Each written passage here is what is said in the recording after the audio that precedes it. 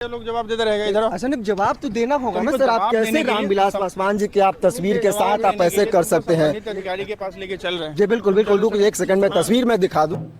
नमस्कार दोस्तों, मैं रवि कुमार। अभी हम लोग बात करेंगे स्वर्गीय रामविलास पासवान जी के बारे में, जो अब इस दुनिया में नहीं है, लेकिन अब उनके साथ बहुत बड़ा खेला हो रहा है।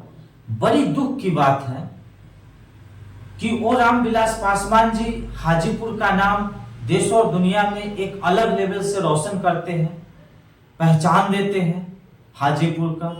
उस रामविलास पासवान जी के साथ हाजीपुर से ही नाम मिटाना लोग चाहने लगे। अब इनके पीछे किनका हाथ है मैं नहीं बता सकता हूं। पासवान, लेकिन रामविलास पासवान जी उस समय, जिस समय कॉलेज का महत्व था और एक दो कॉलेज हर जगह पे हर राज्य में होता था, उस समय कॉलेज उन्होंने अपने बिहार में बनवाने का काम किया। जैसे सीपेट कॉलेज हो या होटल मैनेजमेंट हो हाजीपुर में, उस सीपेट कॉलेज में एक बनता है छात्रा आवास। छात्रा आवास बनने के बाद वहां से एक नाला जाती है। उस छात्रावास को रामविलास पासवान जी उद्घाटन करते हैं 2007 में।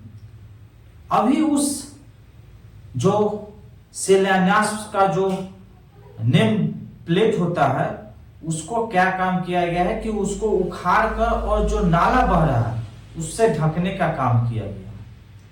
कहीं ना कहीं रामविलास पासवान जी का इससे साफ जाहिर होता है कि उनका नाम हाजीपुर से खत्म कर दिया जाए। लेकिन लोगों को यह पता नहीं है कि रामविलास पासवान जी हमेशा बोलते रहे कि हाजीपुर मेरा माँ है। माँ इसलिए बोल रहे थे कि वहां पे उनको बहुत ज्यादा प्यार दिया गया है। हाजीपुर से उनको 8 बार सांसद बनाया गया है और उसके बाद उनके भाई को भी बनाया गया है। अब जाकर उनको बेटा को भी जिताया गया है।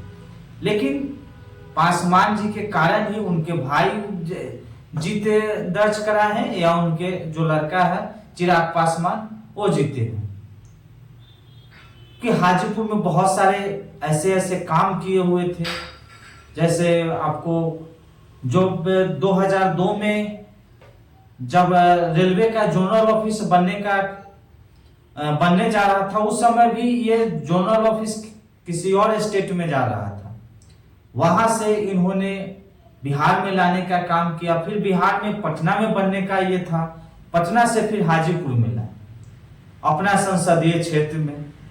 और उन लोगों के साथ ऐसा व्यवहार हो रहा है कि कभी दिल्ली में उनके आवास से उनका फोटो फेंक दिया जाता है, मूर्ति तोड़वा दिया जाता है। आप खाली करवाना फर्ज है। जब आदमी नहीं है तो उनका आवास खाली होगा।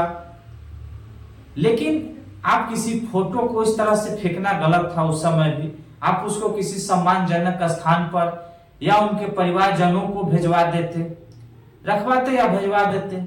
लेकिन आप लोगों ने ऐसा नहीं किया। उनके जाने के बाद पार्टी टूटती है तो फोटो फेंकाता है। अब नाला झांकने का काम होने लगा उनके शिलान्यास के जो नेम प्लेट बोर्ड होते हैं उससे। इससे समझ में आ रहा है कि जो आदमी जितना अच्छा करता है उसके पीछे आदमी उतना पड़ रहा है। रामविलास पासवान जी ऐसा व्यक्ति थे जो उनको हर राजनीतिक दल से बनता था और हर राजनीतिक दल में वो मंत्री भी रह चुके हैं और सभी से एक अच्छा विचार भी उनसे मिलते जुलते रहता था। किसी से दुश्मनी भी नहीं रहता था। और उस आदमी के साथ ऐसा अन्याय हो रहा है, कहीं ना कहीं ये बहुत बड़ा दुख की बात है। लेकिन हमारे चिराग पासवान जी जो उनका बेटा है और अभी वहीं से वो सांसद है हाजीपुर से, क्या कर रहे हैं? एक सिर्फ ट्वीट किए हैं। ट्वीट क्या करते हैं सो मैं आपको बताता हूं। उसके बाद उनको फिर जवाब कुछ मिलता है जो कुछ मैं नोट किया हूं। चिराग पासवान का ट्वीट है। मीडिया और पत्रकार साथियों के माध्यम से यह सूचना प्राप्त हुई कि हाजीपुर में मेरे नेता मेरे पिता के नाम की नेम प्लेट का गलत तरीके से इस्तेमाल किया गया है, जो कि अत्यंत दुर्भाग्यपूर्ण है। इस विषय के संज्ञान में आने के बाद मैंने तुरंत कार्रवाई के स्थानीय जिला प्रशासन और सीपेट संस्थान के अधिकारियों से बात की। मैंने निर्देश की कि नेम प्लेट को पुनः सम्मानजनक स्थान पर लगाया जाए और ऐसी घटना पुनरावृत्त न हो। मेरे नेता का अपमान किसी भी स्थिति में मुझे कतई बर्दाश्त नहीं है और इस घटना में जो भी दोषी होगा उस पर हर हाल में कार्रवाई की जाएगी। अब कार्रवाई क्या होगी नहीं होगी आप लोग देखिए। बहुत सारा चीज हुआ है लेकिन अभी तक तो हुआ नहीं है। इस पे एक रिप्लाई करते हैं दिलीप कुशवंशी जी हैं। चुल्लू भर पानी में डूब मरो तुम, सत्ता के मलाई के लिए रामविलास जी का ऐसा दुर्गति करा रहे हैं। तुम्हारे जैसा बेटा होने से अच्छा बेटा न हो जो अपने स्वर्गीय पिता के इज्जत को बेच दे। इस तरह से कमेंट आ रहा है। दूसरा एक कमेंट करते हैं विजय पासवान जी हैं। जो अधिकारी एक पत्रकार को धमकाते दिख रहा है, पहले उसको कपड़ा उतार कर इतना मारो कि सालों का होश ठिकाने पर आ जाए। जांच के साथ साथ चिराग जी आप व्यक्तिगत तौर पर एक पुत्र होने के नाते उस अधिकारी पर भी एफआईआर दर्ज करें। ये बिल्कुल सही बोल रहे हैं। इन पे उचित कार्रवाई जो होनी चाहिए, क्योंकि किसी पत्रकार को आप उस तरह से हाथ पकड़ के खींच के बेइज्जत करने का कोशिश किया गया। दूसरी नंबर बात यह है कि कोई भी आम इंसान भी आवाज उठा सकता है, बोल सकता है, अधिकार है। और उस अधिकार को दबाना वहां का जो अधिकारी है या क्लर्क है जो जबरदस्ती खींच के साइड कर रहा है, ले जा रहा है, उस पर भी कार्रवाई होनी चाहिए। एक और यूजर ने लिखा है कुमार राहुल, जो वो भी ट्वीट करते हैं कि लोकसभा चुनाव के समय आपको वोट देते समय सोचे थे कि आप जितनी बेकाबी से बोलते हैं आम लोगों के बारे में, हाजीपुर के बारे में, उसमें से 100% चीजों को जरूर अमल में लाइएगा, पर भूल गए थे कि नेता नेता होता है। महीनों से हाजीपुर की सड़कें, नालों और मूलभूत सुविधाओं को पूछने वाला कोई नहीं। ये भी बात सही है इनका कहना कि हाजीपुर में जो रोड है, नाला है, एक बार आप जब बरसात के समय में घूमिए, देखिए कि क्या परेशानी आ रहा है जाम को लेकर। ये सब चीज जो वहां पे बहुत ज्यादा देखने को मिल रहा है, तो पहले तो आपको इस पे काम करना चाहिए। हॉस्पिटल पे भी ध्यान देना चाहिए कि किस तरह से गरीब लोगों को लूटा जा रहा है। वही एक कृष्णा चंद्रा बोलते हैं, बेटा तुम्हारे बाप का अपमान तुम्हें सत्ता के लालच में स्वीकार होगा, लेकिन आम जनता को स्वर्गीय रामविलास पासवान जी का अपमान स्वीकार नहीं है। सभी बंधन तोड़ के बाहर निकल, तू शेर की औलाद है। नीतीश को भी लेकर निकल जा, ये पूरे बिहार का अपमान है।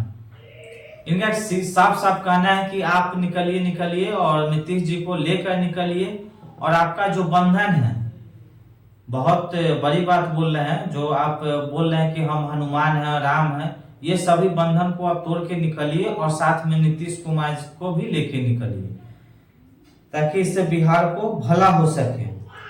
लेकिन अब इस पे हम विशेष कुछ नहीं बोलेंगे कि क्या है नहीं है। हर आदमी का अपना बोलने का अधिकार है।